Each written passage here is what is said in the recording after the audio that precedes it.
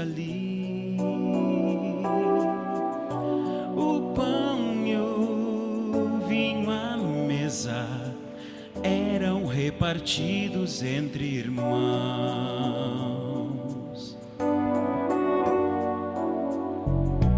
Depois da Santa Ceia, foram para o monte com Jesus. A cena do Calvário, prestes a tomar o seu lugar.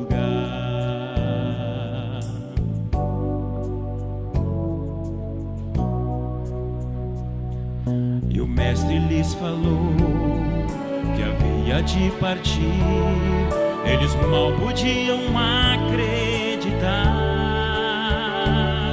Disse: para onde for, eu não posso vos levar, mas prometo que vou preparar-vos um lugar.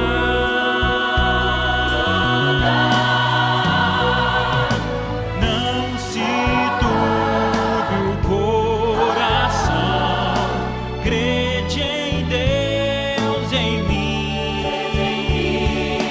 Quando eu for e aqui voltar, no céu tereis lugar.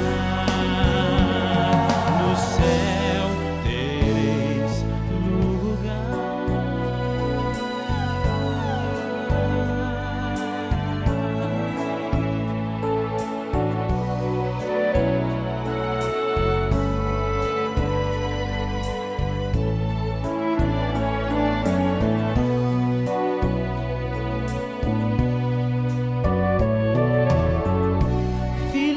filhinhos, mais um pouco devo estar convosco para orar.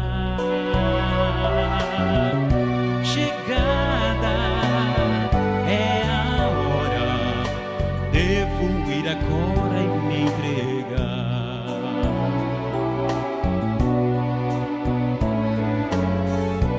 Cumprindo a profecia e glorificando nosso Deus,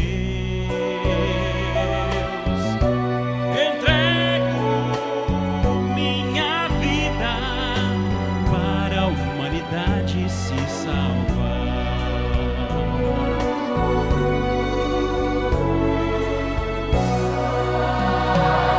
Ao Jesus falar assim, se encheram de temor. Que faremos sem o nosso Senhor? Disse: para onde vou, eu não posso vos levar, mas prometo que vou preparar-vos um lugar.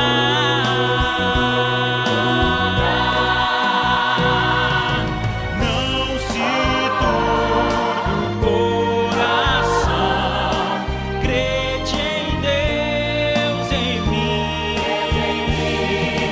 Quando eu for e aqui voltar, no céu tereis lugar. No céu tereis lugar.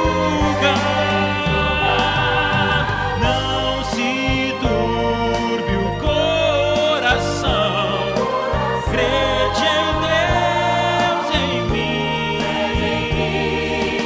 Quando eu for e aqui voltar, no céu tereis lugar. No céu tereis lugar. No céu tereis lugar.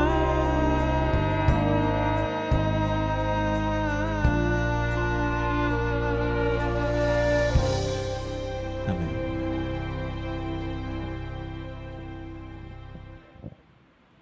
Que a letra desse hino, dessa música, possa ser uma realidade na vida de cada um de nós. Quando Cristo voltar, nós possamos estar preparados para subir com Ele e ir morar naquele lugar que Ele está preparando para cada um de nós. Prazer muito grande, meus irmãos, partilhar com vocês a mensagem de Deus, as palavras da Bíblia. Cada vez que eu leio a Bíblia, ela se torna cada vez mais interessante para mim. Cada vez que eu leio, inclusive, o mesmo texto, eu descubro coisas novas. Não sei se isso acontece com você. O título da mensagem de hoje é Conhecedores da Época. Conhecedores da época. Conhecemos a época em que estamos vivendo? Você conhece a época que você está vivendo? Ou em que sentido se baseia esse conhecimento? Qual o conhecimento que você tem desta época? Gostaria que nós abríssemos agora a Bíblia no livro de Primeiras Crônicas, no capítulo 12. Aqui algo interessante. Capítulo 12. O livro de Crônicas são os fatos, não é? Realizados os feitos realizados pelo povo de Deus, Israel, quando esteve aqui na terra. E o capítulo 12, eu gostaria de ler o verso 1. São estes os que vieram a Davi, a Ziclag, quando fugitivo de Saul, filho de Quis, e eram dos valentes os que o ajudavam na guerra. O fator histórico aqui é tremendo na história de Israel. Mas vamos ler o verso 23. Ora, este é o número dos homens armados para a peleja que vieram a Davi em Hebrom, já mudou aqui de local, para lhe transferirem o reino de Saul, segundo a palavra do Senhor. O compêndio aqui, a história é impressionante. O contexto aqui é que Davi deveria assumir o reino de Israel em detrimento do afastamento, ou seja, da renúncia, até da morte de Saul. Independente se Saul fosse vivo, Deus já havia predito que quem seria o rei de Israel seria quem? Davi.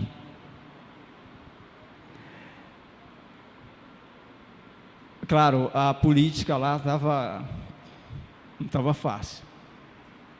Os confederados de Saul não estavam, logicamente, satisfeitos. Mas, pela providência divina, Davi já tinha o seu exército dentro dos filhos de Israel, ou seja, dos filhos de Jacó, das tribos. E quando Davi vai a Hebrom para tomar posse desse reino, já estava construído esse exército, outras pessoas proeminentes naquele tempo, para dar realmente poder, significado àquela cerimônia, àquela situação de Davi ser empossado rei naquele momento. E quando você lê, eu vou ler agora com vocês o versículo 32 do capítulo 12. Dois filhos de Issacar, conhecedores da... O que está escrito na sua Bíblia? Conhecedores da... O que quer dizer aqui? que esses filhos de Issacar, esses 200 ou mais outros da tribo de Issacar, eles conheciam plenamente o que estava ocorrendo naquele momento, naquela época. Ou seja, eles estavam ligados aos fatos do que estava ocorrendo ali. Por que que Davi estava assumindo o reinado, o reino de Israel e de Judá, que ali naquele momento estariam unificados? Para saberem o que Israel devia fazer, 200 chefes e todos os seus irmãos sob suas ordens. Numa outra tradução, que é a tradução na Bíblia Viva, diz o seguinte: da tribo de Issacar havia 200 chefes, todos eles eram homens que conheciam bem os fatos daquele tempo. Melhorou, não é? Abre mais o leque, abre a compreensão, fica melhor aqui nessa tradução. Daquele tempo, e sabiam qual o melhor caminho para Israel seguir.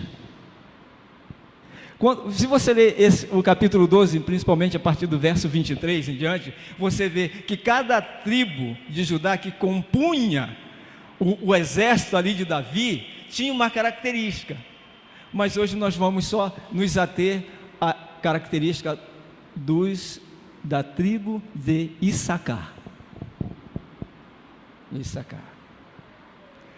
Conhecedores da época, eles estavam antenados. E olha, gente, nem trouxe aqui meu celular, graças a Deus. Se você não desligou ainda seu celular, desligue, por favor. Está sendo transmitido, Marcelo? Está sendo transmitido? Que Deus abençoe aí os internautas. Eles eram conhecedores numa época que não tinha nem rádio, nem televisão, muito menos iPod, iPhone, celular, não tinha. Como é que eles sabiam? Como eles eram conhecedores naquele tempo? As coisas passavam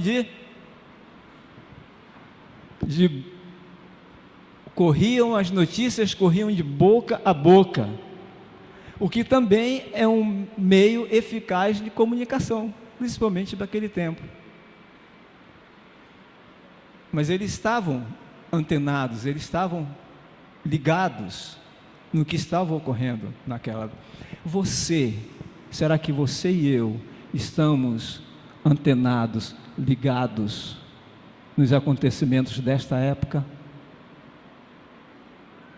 Ou melhor, qual o conhecimento que você tem desta época? Como nós vimos, o texto bíblico diz que aqueles homens eram homens bem informados. Ser bem informado não é coisa boa. Ser bem informado é muito bom. Nós precisamos nos informar, né? Em qualquer ramo de atividade, precisa ver essa informação. Mas olha a segunda parte do texto. A segunda parte do texto é importantíssima. Para saberem o que Israel devia fazer. Ou segundo a tradução da Bíblia Viva, e sabiam qual o melhor caminho para Israel seguir. Por que os filhos de Issacar eram bem informados? Por quê? Por que eles eram bem informados? O que vocês acham? Porque naquele momento eles tinham melhores condições de qualquer outra pessoa dizer o que Israel devia fazer. Olha a responsabilidade. Eles tinham condição naquele momento de dizer o que Israel deveria fazer, todo o povo, no que diz respeito àquela situação que estava acontecendo ali. É uma responsabilidade muito grande. Irmãos, isso é verdade ainda hoje. Um líder mal informado não deve fazer o quê? Um líder mal informado não deveria nunca fazer o quê? Liderar, é isso aí, liderar. Se ele não tem nada para passar, como pode ser líder se ele não é informado? Ele não pode liderar, ok? Você vai desempenhar uma função, uma empresa, num trabalho, se você não tem conhecimento daquilo, vai adiantar o quê? Não vai surtir efeito nenhum, não é? Um líder que não é bem informado nem tem condição de liderar, ou seja, ou melhor dizendo, não tem condição de apontar o caminho que os liderados devem seguir.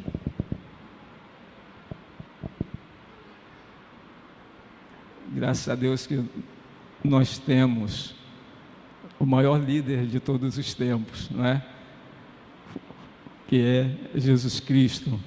Esse é bem informado, esse sabe todas as coisas, esse nos direciona. Graças a Deus porque temos este líder. Mas voltemos aqui. Uma pessoa que está por fora dos acontecimentos não pode dirigir bem um país, uma nação, uma empresa ou uma igreja. Pode. Os líderes, o pessoal da liderança, irmão, precisa estar bem informado. Informado de quê? Nas coisas de Deus, na Bíblia, na palavra de Deus. Embora que não saibamos todas as coisas, né? Nem todos os líderes sabem de tudo, mas pelo menos sabem uma boa parte. Isso ajuda a igreja. Eu conheci quantas pessoas, quantos líderes que eu tive aqui nesta igreja, ainda tenho, me ensinaram coisas maravilhosas. Me ensinaram o caminho. Muitas vezes eu não segui o conselho, né, pela própria escolha que nós temos. Mas quantos líderes aqui dessa igreja, não sei, Adriana, aí os irmãos são um pouquinho mais, assim, que frequentam a igreja há mais tempo, Rafael, quantos, né, passaram informação boas para nós? Muitos conselhos, a maioria bons, conselhos bons, claro, conselhos bons. E isso, eu digo com certeza, me ajudou muito, embora em alguns momentos não dê atenção. Sabe como? Até na escolha de casamento, na escolha de namoro, de noivado, vai por aí, na escolha de trabalho, informações que as pessoas têm e às vezes nós não damos ouvidos. Mas é bom sempre ter pessoas bem informadas, é necessário ter pessoas informadas. Irmãos, olha aqui,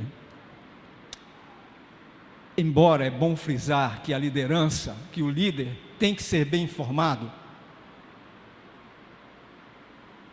cada membro da igreja, cada um de nós devemos ser bem informados. A responsabilidade não deve ficar só com a liderança. Cada um de nós temos uma responsabilidade individual nesse. Eu tenho o meu ex-sócio, ele dizia uma coisa muito interessante: Ivaldo, vamos abrir uma igreja? Brincadeira, tá, gente?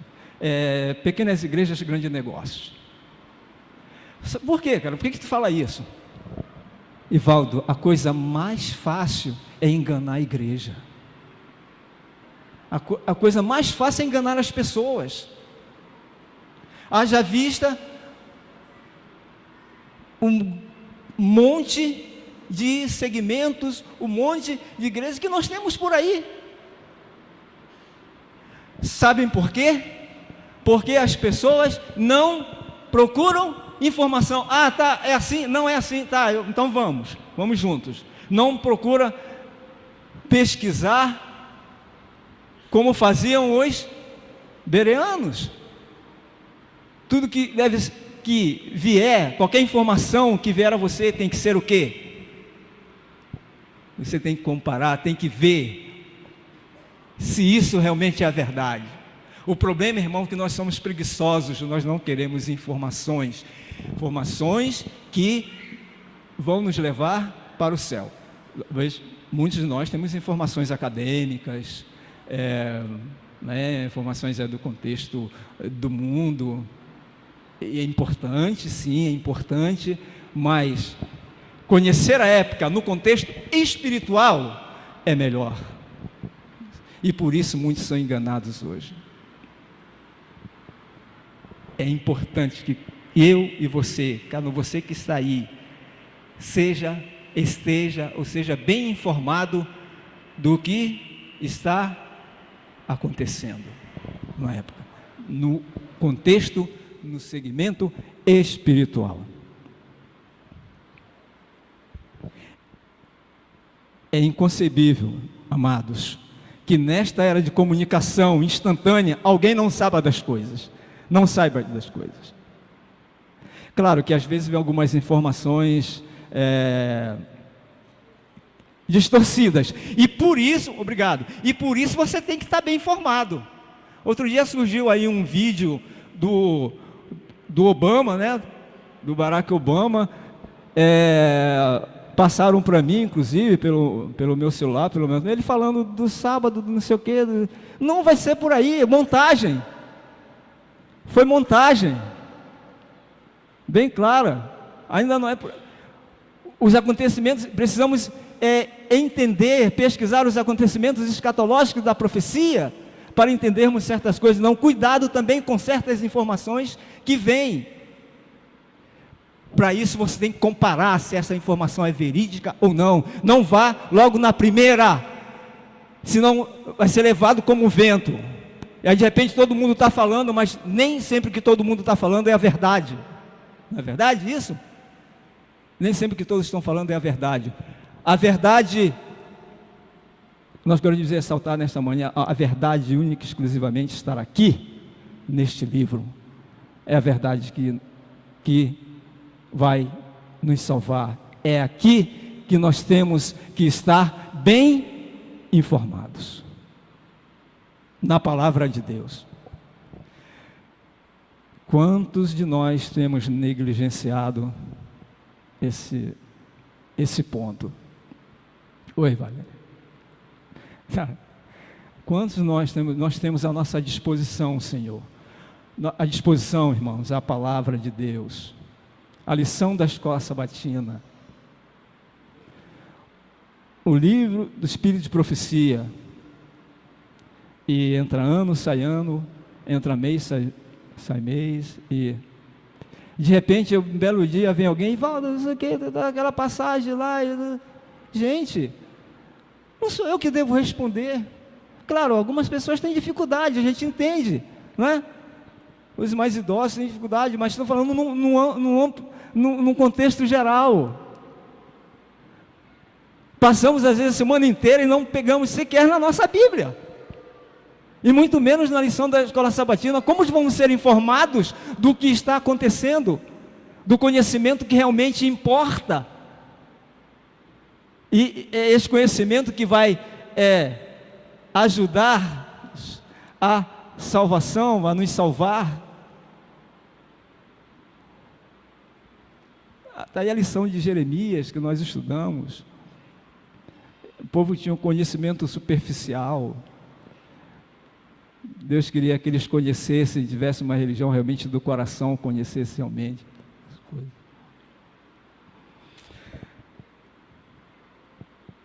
Os discípulos de Cristo, nesse contexto, há uns 2 milênios e alguns anos, né, demonstraram interesse em conhecer os tempos.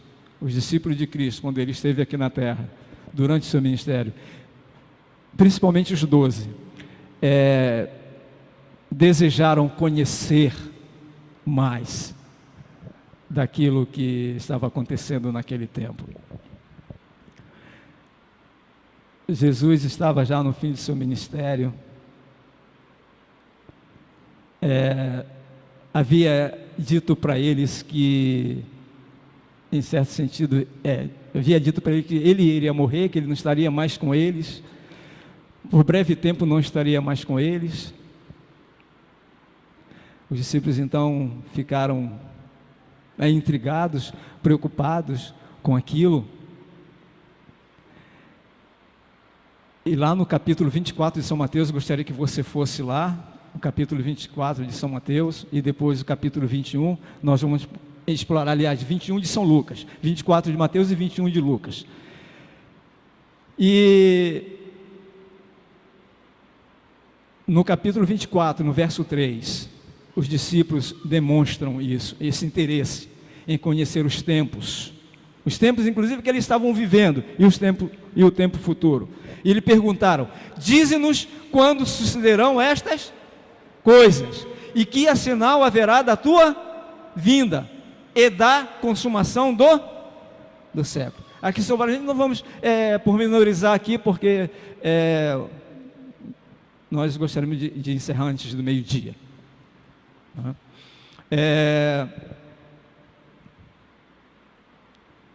E aí, em resposta àquilo, vamos lá, São Lucas 21, São Lucas 21, talvez vai nos ajudar um pouquinho mais. A Bíblia é assim, tá? Ela se interpreta por ela mesma, um texto, você tem as referências na Bíblia, na sua Bíblia, isso é importante, você consultar as referências. E 21, Lucas parece que é mais sucinto nessa questão, no capítulo 21, do verso 20, Jesus é até mais explícito, verso 20 do capítulo 21 de Lucas: quando, porém, vir de Jerusalém sitiada de exércitos, sabei que está próximo a tua devastação, ou seja, a sua ruína, a sua destruição. Então os que estiverem na Judéia fujam para os montes, e os que se encontrarem dentro da cidade retirem-se, e os que estiverem nos campos não entrem nela. Está ligado aí com o capítulo 24 de São Mateus, inclusive o versículo 15 e 18 de Mateus 24. Então, em resposta à indagação dos discípulos, o interesse, o desejo deles conhecer melhor aquele tempo, Jesus faz uma profecia. Que profecia? Essa que nós acabamos de ler aqui no verso 20 do capítulo 21 de São Lucas. Ok? Leiam de novo aí que vocês vão entender. E aí o que está escrito no capítulo 24, versículo 15 e 18 de São Mateus. E esta profecia, Jesus salvou milhares de vidas. Aquela profecia era para aquela época de Jesus. E os discípulos demonstraram interesse em conhecer aquela época. Inclusive, viu, Paulinha, na quarta-feira, a Paulinha partilhou a palavra de Deus com a gente. A época que Jesus veio, que ele veio nascer, na realidade eles não conheciam aquele tempo, não é? Muitos não conheciam porque não estudaram a palavra. Alguns conheciam, principalmente sacerdotes, fariseus, mas não conheciam totalmente, porque focaram a premissa errada, não entenderam totalmente a questão da profecia, da vinda de Jesus lá quando ele veio nascer. E aqui também a mesma coisa. Esta profecia, que era para aquele tempo, salvou milhares de vidas. 24, 15 de São Mateus. Vamos ler aqui. Quando, pois, virdes o abominável da desolação, de que falou o profeta Daniel, no lugar santo, quem lê, entenda. Eu vou ler até o 18. Então os que estiverem na Judéia, fujam para os montes. Quem estiver sobrelado, não desça a tirar de causa alguma. O momento era de urgência. E quem estiver no campo, não volte atrás para buscar a sua capa ou qualquer qualquer coisa que estivesse guardado dentro de casa. Que desolação é essa que falou o profeta Daniel?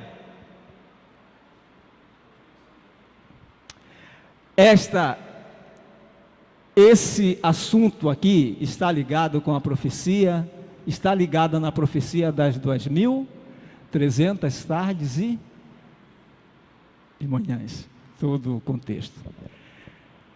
Mas naquele momento, então, dentro da profecia de Daniel, você conhece a profecia de Daniel das 2300 tardes e manhãs? Você seria capaz de dar um estudo bíblico aí na rua, se alguém perguntasse alguma coisa para você? Ah, não, isso é para o pastor, isso é para o irmão Edivaldo, isso é para o Tiago. Não, não é para todos, é para cada um, porque a Bíblia ela está disponível. A Bíblia foi escrita só para o pastor, só para a liderança da igreja? A Bíblia foi escrita para todos.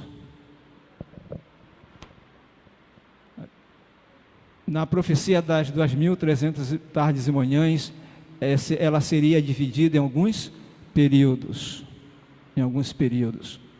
Nesse momento aqui, Jesus estava falando de qual período? Da profecia das 2300 tardes e manhãs. Que período? Praticamente o primeiro período, que diz o quê? Que 70 semanas estariam determinadas, a melhor tradução é cortada, ao seu povo de Deus. E dessa semana aconteceria a reconstrução do templo, lá pelo decreto de quem? Ataxerxes, no ano 457 a.C., até ungido, o batismo do Nosso Senhor, faria o sacrifício cessaria, faria um pacto, uma aliança com eles durante uma semana, e no final da semana, e no meio da semana, ele se retiraria, né? No meio da semana, no ano 31, ano 27, ele começa o seu batismo, começa o seu ministério. 31, no meio da semana ele morre, ressuscita, né? E no ano 34, com o apedrejamento de Estevão, Israel como nação perde definitivamente o seu direito como nação, para representar a Deus no mundo, e transfere então para nós como aprendizado. Mas foi quando muitos acham que foi no apedrejamento de Estevão que eles foram rejeitados. Não, eles foram rejeitados no momento em que eles crucificaram a Cristo, não aceitaram a Cristo. No ano 34 foi somente a confirmação. De repente você, ou eu, ou alguém já rejeitou a Cristo, já há muito tempo lá no seu coração rejeitou a Cristo, mas a confirmação vem depois. Foi isso que ocorreu ali, não foi ali no apedrejamento. O apedrejamento foi a consumação da rejeição. Sabe onde você encontra isso? Oi? Isso, que marca por causa do apedrejamento de Estevão, porque é mais fácil você ligar um acontecimento a outro, mas a rejeição foi antes. Onde você encontra isso? Na Bíblia? No livro de Daniel? Aí é difícil, né, de entender, difícil de você pesquisar e tal, mas tem um livro, ou vários livros do Espírito de Profecia, inclusive um que é, assim, digamos, o mais famoso dela, que é o Grande Conflito. No primeiro capítulo do Grande Conflito, esclarece tudo isso. Você já leu o Grande Conflito? Você já leu o Grande Conflito? Pelo menos um capítulo. Irmãos, é um livro tremendo. É o livro dos últimos tempos. É o livro que vai sair das prateleiras. Eu, quando trabalhava com vendas, ainda trabalho, só que eu estou sem trabalho, mas tudo bem, Deus sabe. Os meus clientes, donos do supermercado Mundial, compradores do supermercado Guanabara, aqueles clientes que eu atendia, todos eles têm o livro. E quando eu visitava ainda o Supermercado Mundial, está lá na estante. Está lá na estante. Junto com alguns livros, outros livros, está lá, Grande Conflito.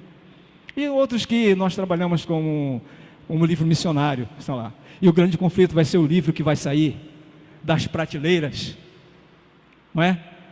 E muitos vão ler e vão procurar conhecer. E nós que temos a verdade, que nós que temos tudo, temos ao nosso alcance todo o tesouro, ainda somos lentos, calmos a pesquisar. Sabe por quê? Porque existem outras coisas que de repente são mais importantes para a gente. Temos que analisar, temos que conhecer realmente os fatos que estão ocorrendo. Está no primeiro capítulo do desejado, do grande conflito. É a profecia lá de Daniel 9, não é? A profecia de Daniel deixa claro que o exército romano seria o agente da destruição, o agente do príncipe das trevas, o agente da desolação, tal qual Cristo havia predido, mais ou menos 36 anos depois. Quando foi que Jerusalém foi destruída? Atualmente, o seu tempo, quando foi? Oi? Igreja, quando foi que Jerusalém foi destruída? Lá no tempo, ano 70 depois de Cristo. Gente, é importante saber essas coisas. É importante saber a profecia. Uma vez um amigo meu, que é dessa igreja, na época era mais jovem, não era mais jovem, ele disse uma vez para mim que o jovem não precisa de profecia. O jovem não precisa de profecia. Isso é engano. Nós precisamos conhecer a profecia sim. Porque a vinda de Jesus, infelizmente, vai vir como? Jesus vai vir como ladrão para aqueles que não têm o conhecimento. Por isso vai vir como ladrão. Mas não teremos desculpa. Então está aí a nossa disposição. O apelo que eu faço a vocês: pesquisem, procurem conhecer os tempos e as leis. É importante para a nossa salvação. E sabe como aconteceu a questão da destruição de Jerusalém? O general Sérgio invadiu, cercou Jerusalém. Um período ali, mais ou menos 1 ano, 2 anos, cercou Jerusalém. De repente, os seus soldados começaram a lutar, né? Jerusalém começou a resistir, fecharam os muros ali. Mas, como que aqueles que falou aqui, qual seria o sinal para os cristãos fugirem lá do cerco de Jerusalém, fugissem para a salvação, o cerco de Jerusalém? Sabemos que nenhum cristão sincero, quando eu falo cristão, falando aqui de sincero, pereceu na destruição de Jerusalém. Por quê? Porque eles estavam atentos, é a palavra moderna, estavam conectados ao que estava ocorrendo. Então Sérgio cerca ali Jerusalém.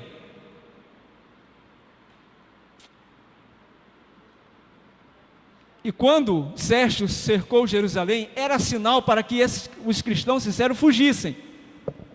Mas fugir como? Se eles estavam cercando Jerusalém, fugir como?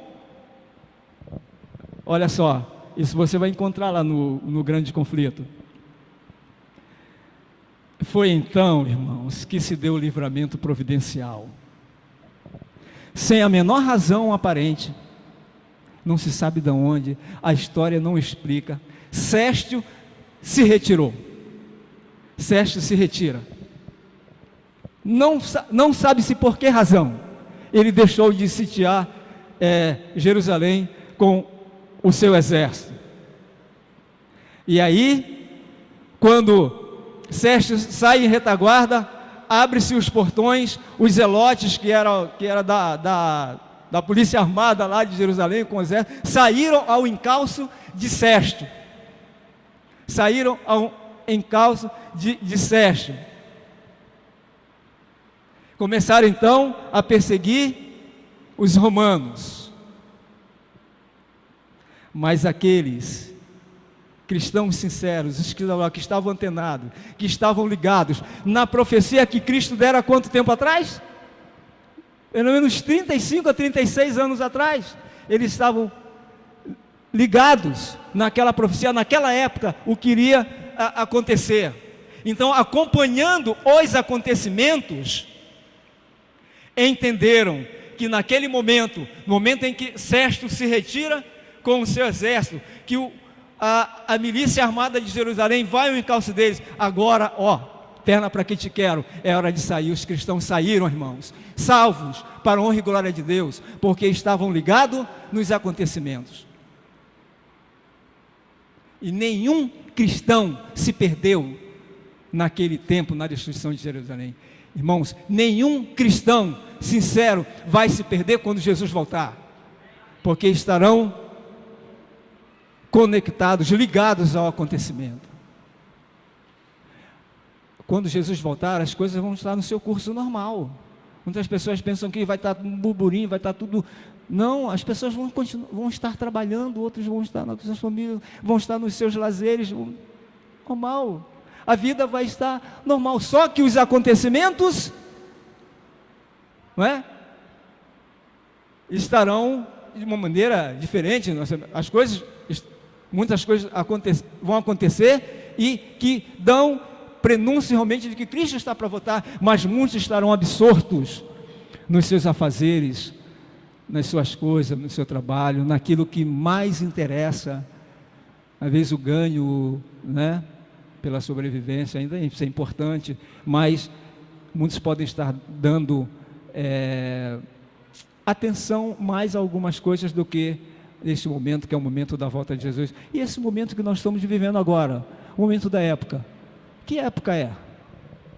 Vocês têm acompanhado os noticiários que estão ocorrendo? Posso dizer que Jesus vai voltar amanhã ou depois, mas Jesus pode voltar, eu posso morrer, não sei se eu vou estar aqui amanhã. O que está acontecendo no mundo, irmãos? O que está acontecendo? Algumas coisas que vocês... Corrupção, violência, guerra, fome, isso aí sempre teve, agora com mais incidência, né? A Itália agora aprovou. Eu escutei ontem na televisão, a Itália aprovou a adoção de filhos, crianças, agora casal de mulheres, né? Mulheres. Homens. Estados Unidos praticamente aprovou já o casamento entre homens, não é? E outras coisas, a economia, China, aquela poluição desordenada, tudo isso, tudo que está acontecendo é prenúncio, indício da volta de quem? De Jesus, irmãos. E aí, estamos ligados ou não? Papa Francisco, gente boa, Deus ama o Papa Francisco, mas já teve algum Papa, eu não estou dizendo que ele vai ser o último Papa não, mas já com tanto carisma, Cuba, Estados Unidos, os governantes dando as mãos para a questão da paz, e nós sabemos que quando estiver falando em rumores de paz, haverá o quê? Precisamos estar ligados nos acontecimentos, nos fatos, na profecia bíblica, na palavra de Deus. Precisamos estar ligados, irmãos. E aí eles fugiram para os montes próximos. Ninguém morreu na destruição de Jerusalém, nenhum cristão morreu na destruição, porque se mantiveram atentos, como falou o irmão, comparando a palavra profética com o noticiário. Irmãos, o que eu deixo na minha humilde, não sou nenhum pregador, Mas eu amo meus irmãos, amo a minha igreja, amo aqueles que eu entro em contato. Deus quer que todos se salvem, não é? Todos se salvem. Vamos pensar, irmãos, nesse aspecto. Pesquisem mais a palavra de Deus, busquem mais o conhecimento da profecia. E aí a liderança, outras pessoas aqui têm conhecimento profundo, podem nos ajudar. Não percamos de vista isso. Nós temos, tem um ditado que diz que nós só damos valor àquilo que perdemos, não é? Na maioria das vezes. Está aí à nossa disposição a palavra de Deus, a palavra profética. Não abandonemos a Deus, como fizeram os povos lá no tempo de Jeremias, o povo lá no tempo de Jeremias. Que nós possamos buscar a cada dia, em primeiro lugar, a palavra de Deus e ficarmos ligados no que está acontecendo. Maurício, que Deus abençoe a você, que Deus, se você não vier ao culto de quarta-feira, tenha um feliz ano novo. Oremos uns pelos outros, fortaleçamos no amor de Cristo, no amor de Deus. É o nosso desejo de oração para vocês. O Maurício vai cantar e depois nós encerraremos.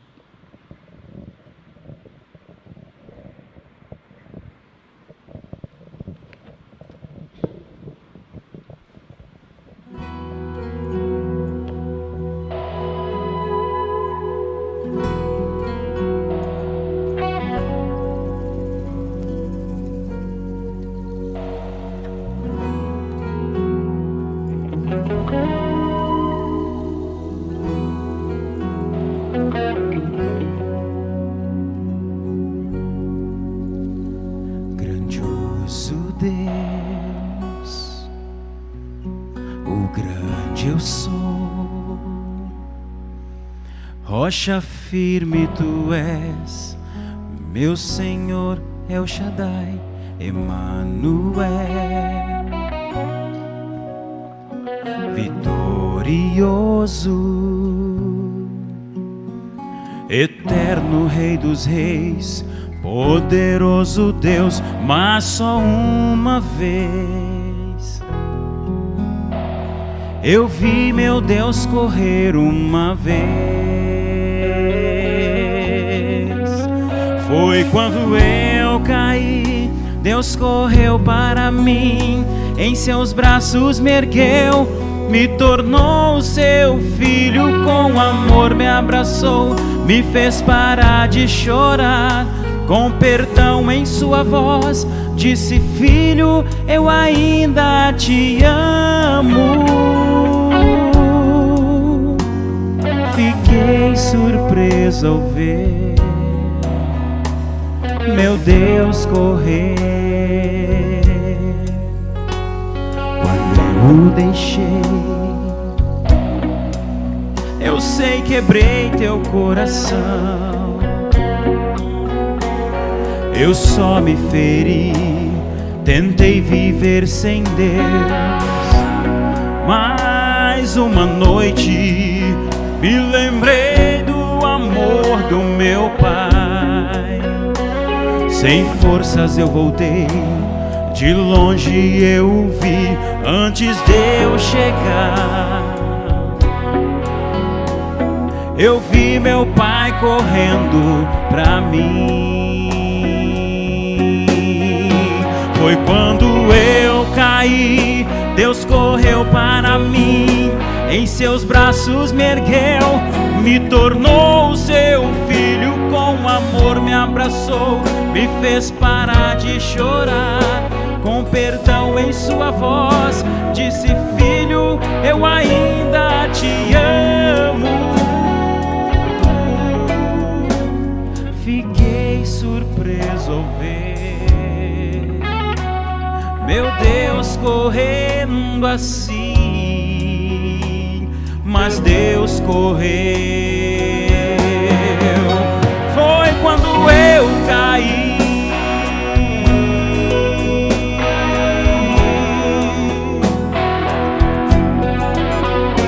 Eu andei tão só, sem ninguém, longe do meu Pai. Mas mesmo assim, Deus me deu seu perdão. Foi quando eu caí, Deus correu para mim, em teus braços me ergueu, me tornou seu filho, com amor me abraçou, me fez parar de chorar, com perdão em sua voz, eu senti o seu amor. Sim, eu caí, correu pra mim, em teus braços me ergueu, me tornou seu filho, com amor me abraçou, me fez parar de chorar, com perdão em sua voz, disse: filho,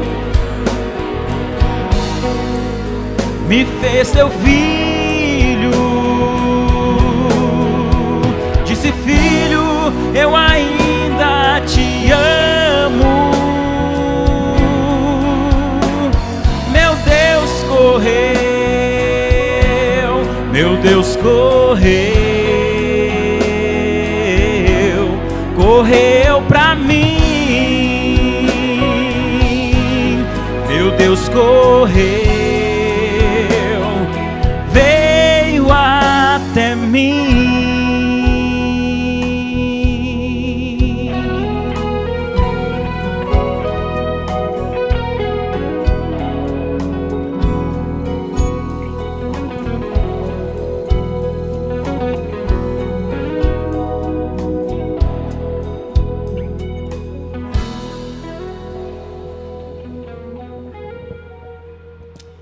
Nosso Deus e nosso querido Pai, muito obrigado, Senhor, porque terminamos esta reunião em Teu nome. Obrigado pelos Teus apelos, obrigado por Tua palavra, pelo conhecimento que Tu nos dás das Santas Escrituras, que possamos estar atentos a tudo que esse Teu livro sagrado fala, principalmente no que concerne às profecias, e que não somente tenhamos um conhecimento intelectual, mas que possamos colocar em prática aquilo que conhecemos, que quando o Teu Filho vier, assim quando foi tomada lá a cidade, destruída a cidade de Jerusalém, nós possamos estar atentos e podermos sair para o encontro contigo nos ares. Dá-nos a Tua graça, o Teu amor, muito obrigado por tudo. Dá-nos um feliz sábado, abençoe os queridos amigos que estiveram conosco. Fortalece a Tua igreja. Não permita, Senhor, que o inimigo de nossas almas ganhe terreno sobre nós. Que nós sintamos o desejo de estar ao Teu lado a cada dia, estudando a palavra, orando e saindo para a missão. Muito obrigado, Senhor, por tudo. Perdoe os nossos pecados, leva para os nossos lares, na companhia dos Teus santos anjos, e prepara-nos para o Teu santo reino. Nós Te rogamos e Te agradecemos em nome de Jesus. Amém, Senhor. Amém.